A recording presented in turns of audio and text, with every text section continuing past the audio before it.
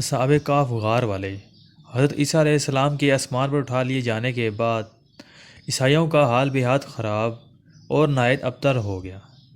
یہ لوگ بت پرستی کرنے لگے اور دوسروں کو بھی بت پرستی پر مجبور کرنے لگے۔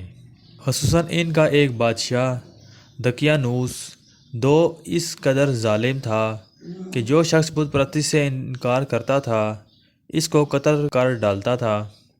اصحاب کہف کون تھے؟ اصحاب کہف شہر افسوس کے شرفاء تھے جو بادشاہ کے معزز درباری بھی تھے، مگر یہ لوگ صاحب ایمان اور بت پرستی سے انتہائی بیزار تھے۔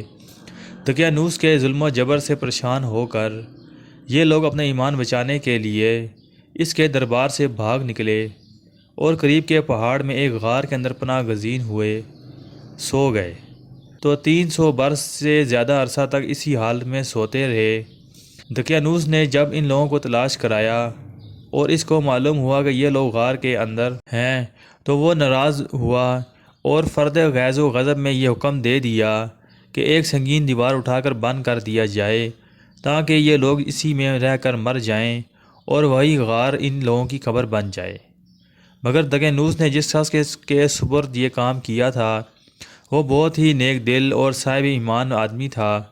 اس نے اصحاب کہف کے نام، ان کی تعداد اور ان کا پورا واقعہ رانگ کی تختی پر کندہ کر تانبے کے صندوق کے اندر رکھ کر دیوار کی بنیاد میں رکھ دیا اور اسی طرح کی ایک تختی شاہی خزانہ میں بھی محفوظ کرا دی۔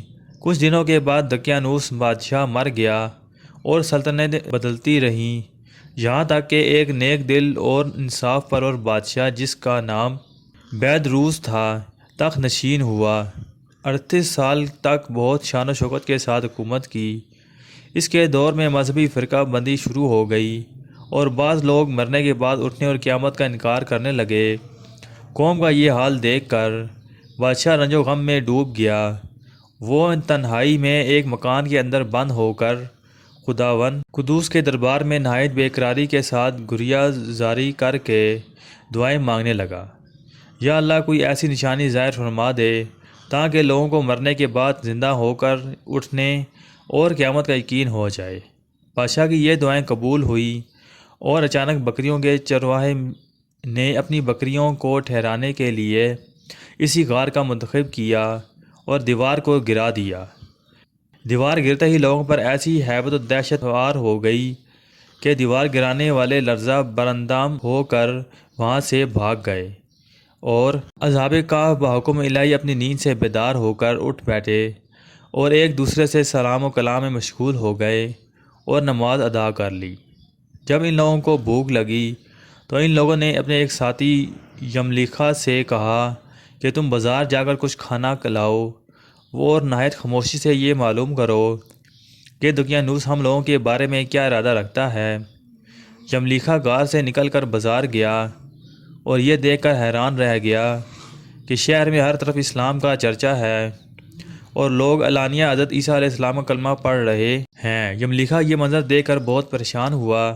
اصحاب کہف کی تعداد میں جن لوگوں کا اختلاف ہوا تو یہ آیت نازل ہوئی کہ ترجمہ: اے فرما دیجئے کہ اللہ اصحاب کہف کی گنتی کو زیادہ جانتا ہے اور تم میں سے بہت ہی کم لوگ ان کو جانتے ہیں۔ حضرت عبداللہ بن عباس رضی اللہ عنہ نے فرمایا کہ میں انہی کم لوگوں میں سے ہوں جو اصحاب کہف کی تعداد کو جانتے ہیں۔